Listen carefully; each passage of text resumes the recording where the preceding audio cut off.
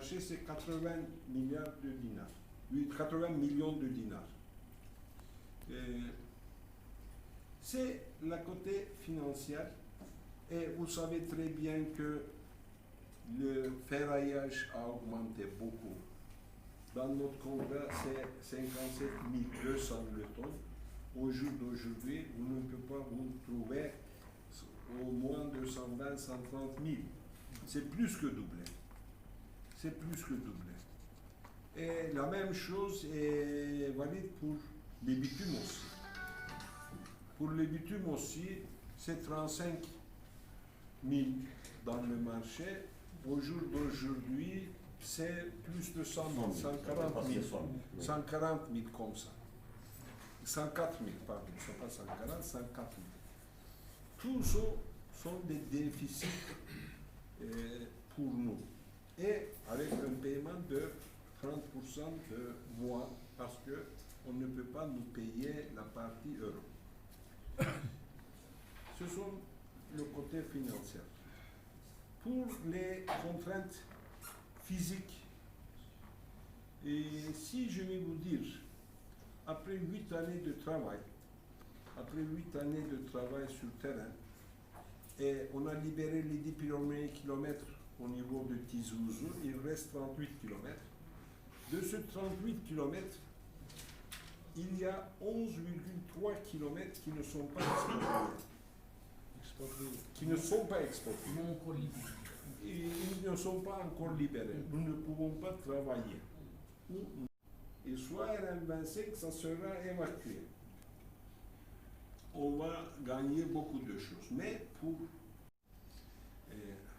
ces deux sont de très grands problèmes pour la partie de Tizi-Ouzou. Il y a d'autres. Il y a par exemple un glissement. On est en train d'attendre. Oui. On est en train d'attendre pour décider si on va faire l'expropriation, si on va arrêter le glissement avec une façon très forte. Okay? Voilà. Et il y a aussi à Yammaran, je pense, qu'on ne travaille pas d'une façon effective. Oui, vous avez raison. 100% raison. C'est nous, moi et le directeur des travaux, qui souffrent beaucoup de ces choses. Parce que nous n'avons pas des ressources. Nous n'avons pas des ressources à faire. À l'époque, M. Nebou est l'un des plus anciens ici. Dans les années 2017-2018, vous savez très bien, il y avait à peu près plus de 1500 personnels ici qui travaillent. Et on travaillait avec une cadence, avec nos amis algériens, 1500 Algériens et à peu près. Nous savons ça, nous sommes conscients de ça.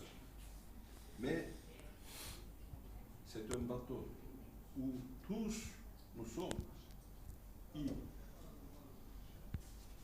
Et moi, je travaille en Algérie depuis 2010. Et je suis dans l'année professionnelle depuis 1976. Okay? Et j'ai travaillé à peu près 16 pays. Ce n'est pas pour la première fois que je souffre de ce problème. Partout dans le monde. Et après, ces problèmes de pandémie et ces problèmes de la guerre, je sais très bien les résultats. Mais nous sommes dans ce bateau. Le bateau de PTO, pénétrante de Tizi-Ouzou. Nous devons travailler et nous devons réaliser le plus vite possible. Tout d'abord, nous souffrons. L'État souffre. Parce qu'il est en train d'investir, mais il ne peut pas reprendre. Et tous nos riverains, tous nos amis ici, tous nos voisins, tous les villageois, tous les citoyens de Tizi-Ouzou et de Aomar souffrent aussi. Ce n'est pas seulement que nous souffrons. Nous sommes conscients de finir ce projet le plus vite possible. Et nous avons un programme pour le finir dans 3 années. Nous avons déjà soumis.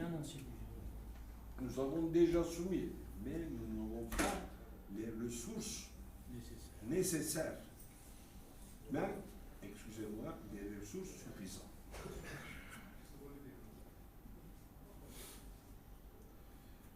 Oui, c'est comme ça la vie. Nous sommes toujours à votre disposition. Et à la fin du compte, nous sommes toujours optimistes. Nous croyons sur l'Algérie. Soit Özgür, soit Nurol a fait des travaux dans ce Tizi Ouzou. Nous avons terminé Tizi Ouzou, Etaïsi, Tizi Ouzou, Tenya Tizi Ouzou, et nous sommes concernés aussi avec le ferroviaire de Tenya Bébé. Au logement des familles. Et nous allons aussi faire les démarches nécessaires auprès des responsables concernés pour débloquer les financements nécessaires pour l'achèvement de cette pénétrance, parce que c'est un projet quand même vital pour la région, c'est un projet important sur le plan socio-économique et sur tous les plans. Nous allons faire de notre mieux pour lever toutes les contraintes, soit d'une part les contraintes liées aux oppositions et les contraintes liées au financement. Merci. Voilà. Je vous ai dit que je suis optimiste. Ouais. Après votre parole,